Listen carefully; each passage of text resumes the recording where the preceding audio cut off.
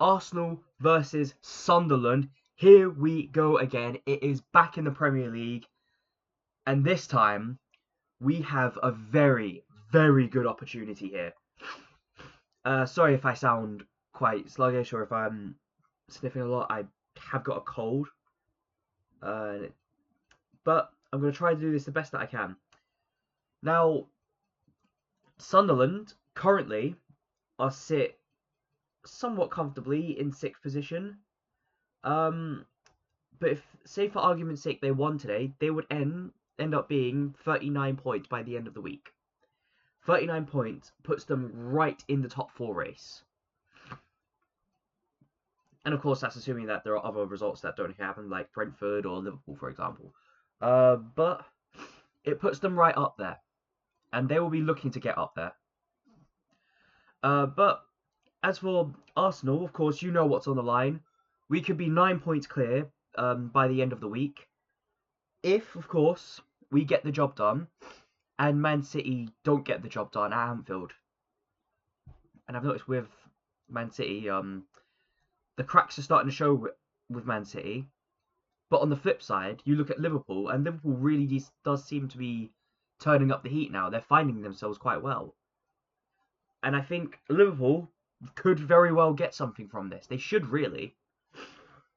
And if they do, they would put us 8 or 9 points clear. And I would take either or if I'm honest. Of course, we still have to look at Aston Villa as well. With Aston Villa, they play at the exact same time that we do. And so I would say this with Arteta.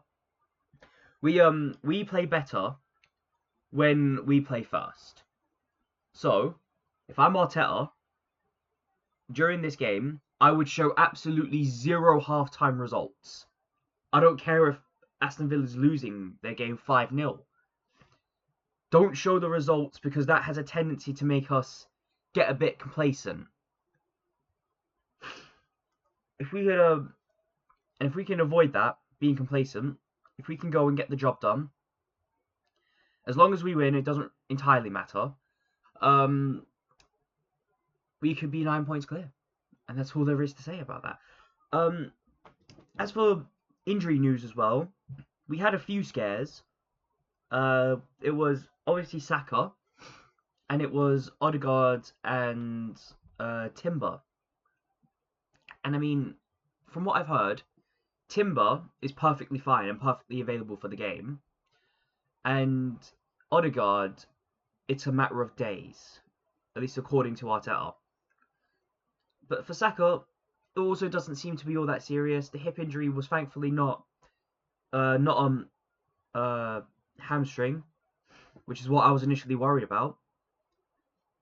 And who knows how long it could be for Bukayo Saka to get back into the team. But the pressure still lies now on Noni Madueke. And to be fair to Noni Madueke, I do think he has been playing some good football. I'm going to take nothing away from him. The only thing he needs to work on is finishing. And if he could do that, the sky's the limit for him. Imagine a Noni Madueke who could comfortably finish a goal, put a shot in. But it feels like, in a way, I'm saying this about quite a lot about this Arsenal team. Imagine if this player could put in a goal. Imagine if that player could put in a few goals every week. And thankfully for us, we have this kind of situation where anyone in our team can score a goal. We're not really reliant on one or two kind of players to put the ball in the back of the net. But it would be nice to have someone who, in that position, 99% of the time will put the ball in the back of the net. And I'm not saying that these players can't develop into those kind of people, but I am saying that it would be very nice to have that. And maybe that's why we've shown interest in Julian Alvarez. And apparently we're willing to break the bank in the summer for him. Don't know how much I believe it, but we'll have to wait and see for that one. But this kind of period of time, we're 6 points clear, 14 games left to go, and as I say with Man City, the cracks are starting to show. I did the maths, and Man City cannot end above 89 points, which this early on is quite bad for them actually, because let's be honest, that 90 bracket margin is gone completely. And the way that they look like they may drop more points, they may actually end lower than 85 points. They may even end within the 70s bracket. And I'm not going to get too far ahead of myself, of course. I'm just saying that this is within the realm of possibility right now. And the fact that they've been dropping points the way they haven't looked their best. They seem to be completely exposed. This all kind of tells me that it's very... And I expect them to drop points as well. I expect them to drop points in the future. So I wouldn't say City are in any immediate danger. But they're on thawing ice right now. I'll say that much. It's still too early in the season to really say, yeah, your title charge is in danger now.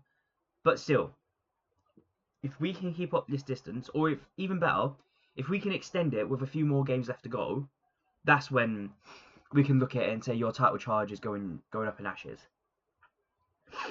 Keep in mind, we do still have to play Man City at their ground, and if we're in a decent enough position and get just a draw from it, I think then I could sit down and comfortably say we're going to win the league. But until then, I'm not going to get my hopes up. I've seen it happen before, and we have to just get the jobs done as they come. And as things stand, it is Sunderland. But Sunderland is also apparently missing Granit Xhaka as well, which it's a bit of a disappointment in a weird way. I was really looking forward to Granit Xhaka coming back to the Emirates. I feel like that would have been a very emotional moment for him and for us as well. But at the same time, I do feel like those kind of emotional moments would definitely drive him to perform to his absolute peak. And so I'm not sure what Sunderland will do. Maybe they'll throw in a low block, which will be a problem for us because we need to break that down. And we've been breaking that down with set pieces so far. But I still want us to break it down at some point with fast football. But as I say, I will take a win. Just give me a win without suspensions or injuries, and then put the pressure on Man City. And that pressure will be magnificent pressure. Not magnificent, it will be massive is what I meant to say. Massive amounts of pressure to go to Anfield and need a win. But yeah, no, let's get into the predicted lineup. And starting off in goal, I'm going to say David Raya. He comes on for Kepa, who I thought wasn't even going to play in the second leg of the Carabao Cup semi-final. And to be fair to Kepa, he did do really well in that. Didn't have too many questions asked of him, but the few times that he did, he had an answer for it. In the centre-back pairing, I've gone with Saliba and Gabriel. Nothing's changed there. On the left-back, I'm thinking of bringing on Calafiori, if I'm honest. I've said before that I'd start Nketiah out of caution, but I think Calafiori, bearing in mind he's not just defensive, he's also very good in the attacking sense as well. It would be very nice to see him start a game and hopefully contribute to the attack as much as the defence. And on the right back, I think Timber's going to need a break. So I'm going to play Ben White. And Ben White, it's not really a massive downgrade, really. Ben White, we've seen what he can do. In the midfield, I'm going to start Zubimendi. Ever since that Man United game, I feel like he's put up a step, taken it up another level.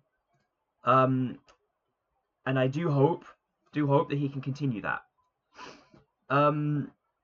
With him, I'm going to say Declan Rice. I think this game is too important to rest him now. But hopefully we can give Declan Rice a well-deserved rest. Especially soon. He needs it. And with him, it's a bit of a debate for me, but I have actually gone with Eberechi Eze.